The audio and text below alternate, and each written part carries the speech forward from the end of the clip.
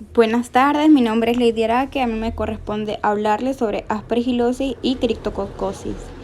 El término aspergilosis involucra una serie de enfermedades causadas por especies de hongos patógenos oportunistas del género Aspergillus. Aunque existen varias formas clínicas de la enfermedad, solo vamos a tratar las formas pulmonares. Dentro de ellas se encuentran saprofitación pulmonar o aspergilomas, invasiones pulmonares o aspergilosis invasiva y aspergilosis alérgicas. Siendo esta una especie patógena oportunista, se considera que el 95% de las aspergilosis son ocasionadas por tres tipos de especies: Aspergillosis fumigatus, Aspergillosis flavus y Aspergillosis niger. Esta enfermedad se ha reportado prácticamente en todas las partes del mundo. Las diversas especies de Aspergillus pueden aislarse en el aire, la tierra y también los alimentos, en especial en aquellas que contienen alto contenido de carbohidrato y fibra, tales como son el pan, las galletas, alimentos de aves, granos, entre otros. Debido a que se encuentran en el ambiente, la principal vía de ingreso es la vía respiratoria. Esta patología se presenta de igual proporción en ambos sexos en todas las edades, pero con frecuencia distinta en cada grupo etario. Pueden variar de acuerdo a la forma clínica. Por ejemplo, la saprofitación pulmonar es propia de adultos y rara en niños. La mayoría de veces la aspergilosis está ligada con diversos factores de predisposición. Entre ellos sobresalen desnutrición, tuberculosis, alcoholismo, entre otros. O en pacientes inmunocomprometidos por linfomas, leucemias, saprofitación pulmonar o aspergilomas. Inician por la aspiración de los cóndilos, los cuales se desarrollan en las antiguas cavidades tuberculosas o lesiones tumorales. Se forma una masa micelar amarilla, café o verdosa que rodea una de las paredes fibrosas. En general es la única y se localiza en el lóbulo superior. Al desarrollarse el aspergiloma, actúa mecánicamente como una válvula, provocando la obstrucción bronquial, y en raras ocasiones el hongo invade la pared de la cavidad y el pulmón adyacente. Las aspergilosis colonizantes o aspergilomas consisten en el crecimiento del hongo en las cavidades pulmonares con escasa invasión de los tejidos o sin ellas. Las cavidades suelen estar causadas por procedimientos previos como tuberculosis, bronquiostasias, infartos antiguos o abscesos. Las masas proliferantes de hifas fúngicas llamadas bolas de hongo forman masas marrones y libres en el interior de la cavidad. En esta imagen radiológica se observa localizado en el lóbulo superior en un inicio como una opacidad o un halo radiolúcido alrededor en forma de media luna, y a esto se le conoce como signo de Monon, que es un espacio de aire que rodea la bola de hongo. Cuando el aspergiloma está bien formado, se ve una radiopacidad redonda bien limitada, bola o pelota fúngica. A veces puede observarse un anillo o círculo completo de aire que rodea la masa fúngica. El desarrollo del padecimiento depende del tipo clínico de aspergilosis que se trate. Todas las manifestaciones pulmonares están asociadas a la inhalación de estas esporas. Saprofitación pulmonar, que es la que estamos explicando actualmente, invasión del parénquima pulmonar y aspergilosis alérgica, que las explicaremos a continuación. En su fisiopatología se forman por la aspiración constante de los cóndilos, en particular en aquellos que saprofitan en antiguas cavidades. En un inicio comienzan a invadir dichos espacios y dan origen a bolas o pelotas fúngicas que están formadas por masas de micelio compacto. Entremezcladas con moco, estas generan irritación bronquial y obstrucción, pero no llegan a invadir los tejidos. Muchos pacientes presentan tos discreta, a veces mucopurulenta. Solo una minoría presenta fiebre, disnea y ataque en estado general. La mayoría de pacientes con aspergilomas cursan con inmunoglobulina G elevada, mientras que la inmunoglobulina E puede no estar aumentada. En los casos que la inmunoglobulina E esté aumentada o se incrementa, el paciente cursa también con un cuadro de aspergilosis alérgica. Las especies que forman aspergilomas con más frecuencia son Aspergillosis fumigatus, Aspergillosis niger y Aspergillosis flavus.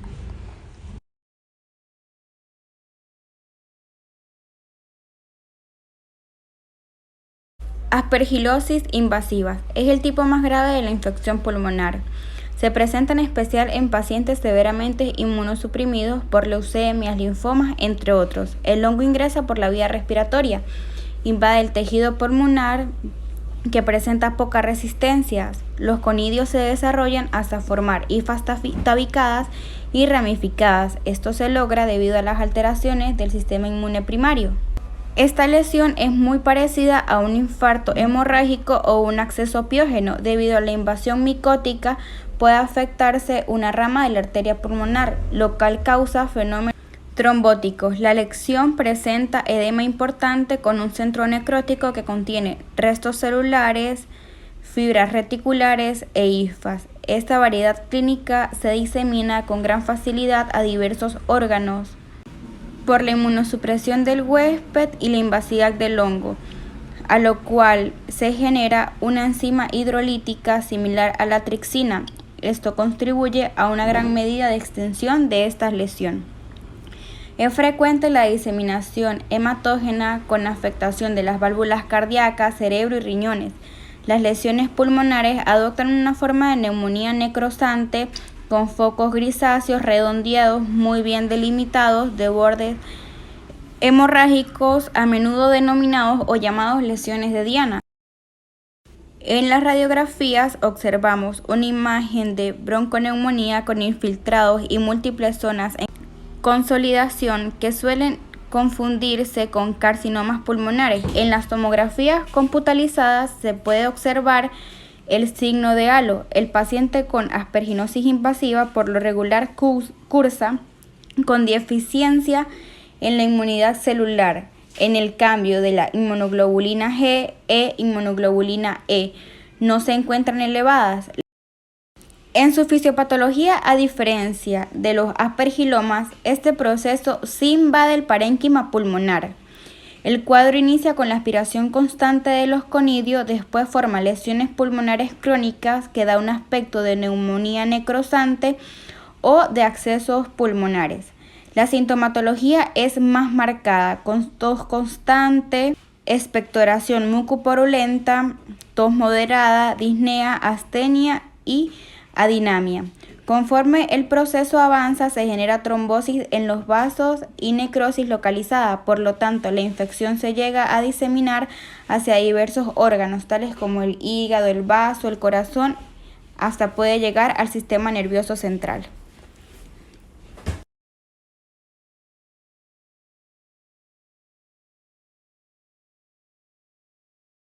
En este caso, los cóndilos se inhalan con frecuencia y saprofitan las mucosas sin que puedan reproducirse. Sin embargo, causan producción anormal de moco y eosinofilia local tisular.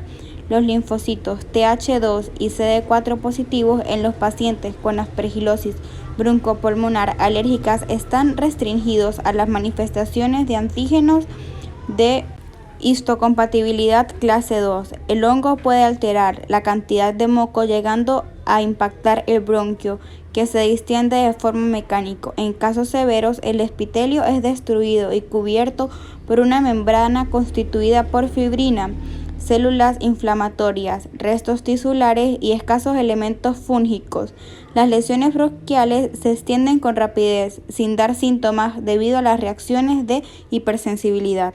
Desde un punto de vista radiológico, se caracteriza por un infiltrado pulmonar transitorio, parailial y apical, y en ocasiones la obstrucción de un bronquio por el moco y alguna estructura fúngica da lugar a atelestasias segmentarias y de rara vez de todo el lóbulo o de un pulmón completo. Estos conidios con frecuencia están en el ambiente y, al igual que los polenes, constantemente ingresan a las vías aéreas, por los cuales los individuos, en especial los atópicos, pueden generar reacciones de hipersensibilidad o alergias, que se manifiestan casi siempre como rinitis, alveolitis y asma. En las aspergilosis alérgicas, muy rara vez el hongo se encuentra parasitado las mucosas de las vías respiratorias, proceso que se explica por un estado de hipersensibilidad y aumento de anticuerpos inmunoglobulina E, pero no de las precipitinas inmunoglobulina G. Los signos y síntomas clínicos son inespecíficos, es decir, son iguales a otros procesos alérgicos por hongos, etc. Los pacientes en su mayoría presentan dinorrea, edema en la mucosa nasal, estornudos constantes, epífora, lagrimeo constante.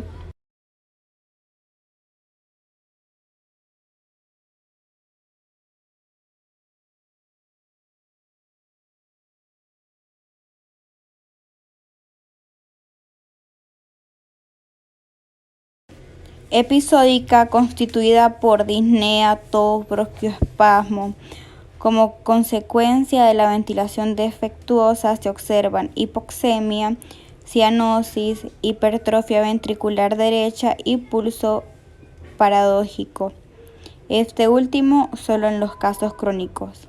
Para el diagnóstico se manejan diversos tipos de muestra como lo son: examen directo, se colocan el portaobjetos y en el cubreobjeto con hidróxido de potasio al 10% o solución salina dependiendo del tipo de aspergilosis. Al microscopio se va a observar lo siguiente. En aspergilomas es como un simple saprofitación, se ven hifas, cóndilos y en las clásicas cabezas de los aspergilares. Cuando hay invasión pulmonar, en raras ocasiones se puede observar cabezas aspergilares. En general se ven hifas gruesas, tabicadas, ramificadas en los ángulos de 45 grados. Esta imagen también es propia de aspergilosis diseminada en diversos órganos. En los cultivos se debe realizar por medios ordinarios como sauerkraut de agar, papa destroza agar, pero no es recomendable usar medios con antibióticos porque estos hongos se inhiben con la cicloximida. El periodo de incubación es de 1 a 3 días a una temperatura de 25 o 28 grados Celsius. Las colonias se desarrollan con rapidez. Y por último tenemos las radiografías y tomografías, indispensables para las formas pulmonares. En casos de aspergilomas se observa en las radiografías y en las tomografías computalizadas el signo de Monon o media luna y en las aspergilosis invasivas el signo de halo. Ambos son altamente subjetivos de los padecimientos. Continuando con lo que es criptococosis, esta es una micosis de un curso subagudo o crónico causada por levaduras patógenas oportunistas denominadas Cryptococcus neoformans, que se caracterizan al afectar inicialmente los pulmones, después se diseminan a la piel y vísceras con una clara predilección hacia el sistema nervioso central. La enfermedad tiene distribución mundial. Su aislamiento más común es en el guano de las aves, por lo que en forma habitual se consigue en palomares, gallineros, atrios de iglesias, donde entran a la vía respiratoria a través de las esporas del hongo. Generalmente se presentan en las mujeres, aunque en los grupos de alto riesgo de VIH predomina el sexo masculino, pudiendo haber 4 hombres enfermos por cada mujer. Típicamente esta patología se presenta entre la tercera y la quinta década de vida, aunque existen reportes en recién nacidos. Aunque el hongo es más común en gallineros y establos, los trabajadores de esta zona no siempre desarrollan la enfermedad, puesto que necesitan factores de predisposición, entre ellos marcada inmunodepresión, así como también podría ser diabetes, desnutrición, tabaquismo, entre otros. Esta se inicia por la inhalación de los fragmentos del hongo, los cuales llegan hasta los alvéolos atravesando las vías respiratorias para generar un primo contacto pulmonar, que la mayoría de las veces cursa de manera subclínica o asintomática. No produce una respuesta inflamatoria tan intensa como lo hacen otros hongos o micobacterias. Los Cryptococcus reformans proliferan con rapidez y no existe una adecuada defensa celular. Es especial en las células mononucleares, por lo que los pacientes con linfomas son muy susceptibles a la enfermedad.